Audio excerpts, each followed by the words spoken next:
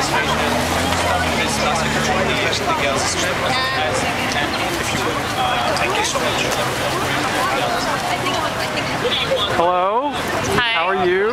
I'm fine. How are you? What are you doing out here today? We're doing a protest against what's happening in Gaza right now, and in general against what's happening to the Palestinians, who are the most persecuted of all people, really. And it's very sad. Why the Palestinians, and why now? What's going on? Well, gosh, what is it? For more than a week, the Palestinians have been bombed, and I have Arabic television at home, and I've been watching the news there because our news here is so corrupted, and we don't really say what's happening. And even, I mean, the Arab news is a little bit more accurate, and I go to sleep to pictures of dead babies and dead children and dead women, and I wake up to the same horrible pictures. There was a boat even of humanitarians that they were carrying medical supplies and food, and they weren't even in Israeli water, and they were bombed by the Israelis and rammed. First they were bombed, then they were rammed. And according to the news that I was watching, I think I was watching the Lebanese news, and then they were denied entrance into Lebanon, and then finally Lebanon accepted them. And they were just trying to take medicine and food.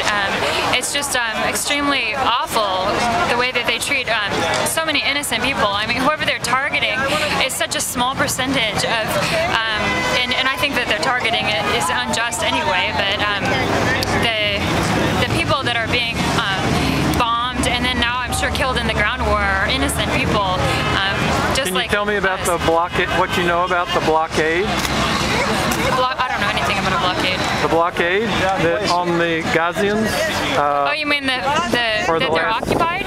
Oh, yeah, they have a big wall, and they often just take them so that they close off power, food, water. I mean, if you think about it, like here in Houston, you know, we had a Hurricane Ike, and for 2 weeks we were just miserable, you know, because we didn't have power and we had a food shortage. But these people constantly live in the state of where they're denied the basic means to live, basic medical care, food, the ability to live at all, and on top of waves and waves of murders, and you know, the occupation just continues to snatch people's lands. I was thinking, you know, in Texas, imagine if a bunch of people came and took our houses and just kicked us out and said, you know, you go live over there, you're going to Oklahoma, you know, and then Oklahoma says, oh, you're dogs, you're not allowed to come here.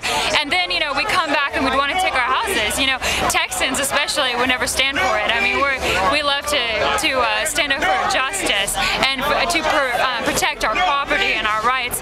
And then if we come back and we try to take our land back, and then we're called terrorists. I mean, that's exactly what happened, you know, starting in 1948 and then continuing forever.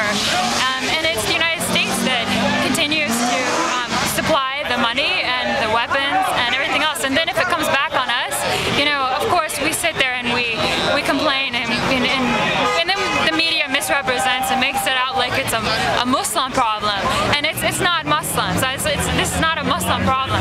You know, this is United States support of a terrorist state, and then if it comes back to haunt us in some way, I mean, go figure. Of course it does. So tell me a little bit about the occupation. When did that start? Well, and I'm not the biggest history buff, but all I know is that in 1948, there are pictures even. I have like a chronicle of newspapers, and the United States, the president at the time helped board up a bunch of the Jews that had suffered during the Holocaust, and he put them on boats, and we shipped them over to Israel, and all because of the Zionist movement, which is a religious movement that believes that ultimately was it Israel, or was it? It was Zionist. It was. And the problem isn't even Jews, it's Zionists, because the Zionists have a mission to take the land, and it's this, really I think it's this biblical interpretation where I think evil justifies itself with religious language, and that, you know, that's the most accurate thing to describe evil at its finest.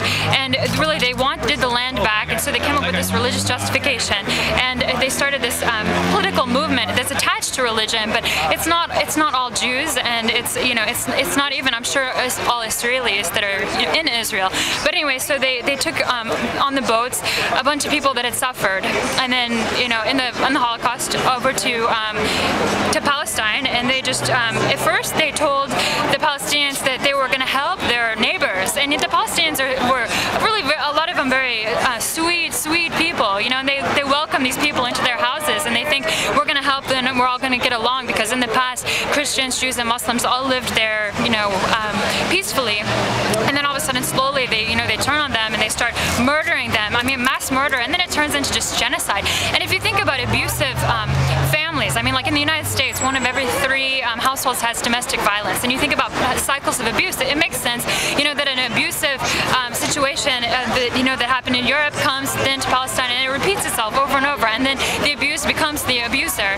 And but the Palestinians were kicked out of their land. I mean, it happened to my husband's family. They were moved, just shuffled out. They don't have anything. They lose all their memories, everything, and they run and they flee. And no matter where they go, they're persecuted from then on.